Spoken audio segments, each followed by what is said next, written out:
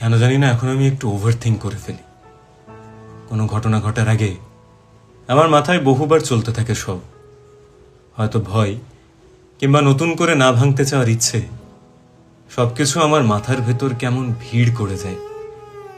কোনো স্তব্ধ একাকী রাতে যখন পাশে থাকে না কেউ, হাজার নিরাকার প্রশ্নবাণে যখন বিদ্ধ হয়ে যায় সব, তখন ওভার থিঙ্কিং আপসে তোমার বন্ধু হয়ে যায়।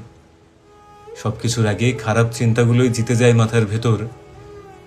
ওভার থিঙ্কিং তোমায় দূরে করে দেয় সবার থেকে, কারণ ওরা জানে কাছে গেলেই আমায় আবার কেউ নতুন করে ভেঙে চলে যাবে। তাই ওভার থিঙ্কিং আমার মন ভাঙতে দেয় না। আমি জানি আমার এই ওভার থিঙ্কিং নিয়ে সবার খুব প্রবলেম হয়, কিন্তু এই সবাই যদি ঠিক সময়ে আমার পাশে থাকতো, তাহলে ওভার থিঙ্কিংকে নিজের বন্ধু বানাতে হতো না। কিন্তু কি করব, এখন কিছু করার নেই। এখন আমি হয়ে গেছি এরকম। ওভার থিঙ্কিংটা আমি করতে চাই না, হয়ে যায়, তাই না?